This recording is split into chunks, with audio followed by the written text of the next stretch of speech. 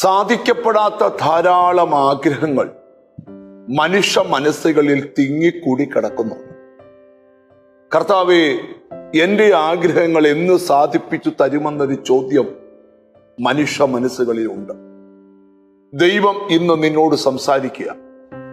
ഇനിയും നിന്റെ ആഗ്രഹങ്ങൾ നിശ്ചലമായി കിടക്കത്തില്ല. ആ ആഗ്രഹങ്ങൾ പലതും ദൈവം സാധിപ്പിക്കാൻ പോവാ. അതാണ് ഇന്നത്തെ ആത്മീക പ്രവചന ദൂത്. 20-ാം സങ്കീർത്തനം 4-ാം വാക്യം, നിന്റെ ഹൃദയത്തിലെ ആഗ്രഹം അവൻ നിനക്ക് നൽകട്ടെ, നിന്റെ താല്പര്യമൊക്കെയും നിവർത്തിക്കട്ടെ.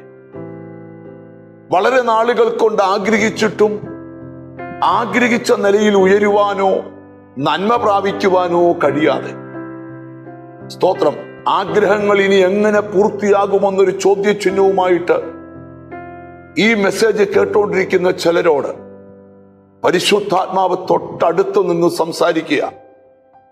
നീ ആഗ്രഹിച്ചതിനേക്കാൾ വലിയ കാര്യങ്ങൾ നിന്റെ ജീവിതത്തിൽ നടക്കാൻ പോകാം. ലേഖനങ്ങൾക്കകത്തൊരു വാക്യമുണ്ട്, നാം ചോദിക്കുന്നതിലും നനയ്ക്കുന്നതിലും അത്യന്തപരമായി ചെയ്യാൻ കഴിയുന്ന ഒരു ദൈവത്തെക്കുറിച്ച്.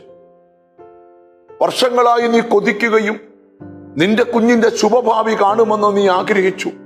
ഇതുവരെ അത് സംഭവിച്ചില്ല. എന്നാൽ എനിക്ക് ദൈവം ഒരു ബോധ്യം തരുന്നു.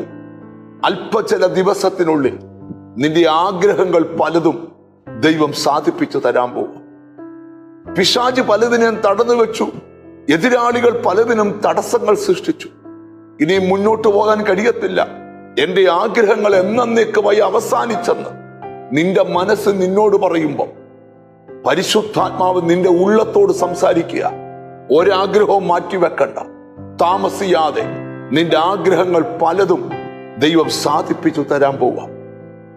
ചില മനസ്സുകളിലെ ഹൃദയങ്ങളിലെ ആഗ്രഹം പരിശുദ്ധാത്മാവ് കാണുക. ആ ആഗ്രഹങ്ങൾ ഉടനെ സാധിക്കപ്പെടാൻ പോവാം.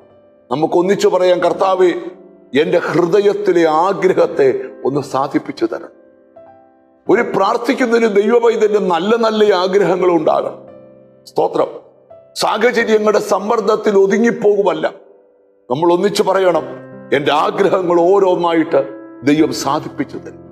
നമുക്കൊന്നിച്ചു പ്രാർത്ഥിക്കാം.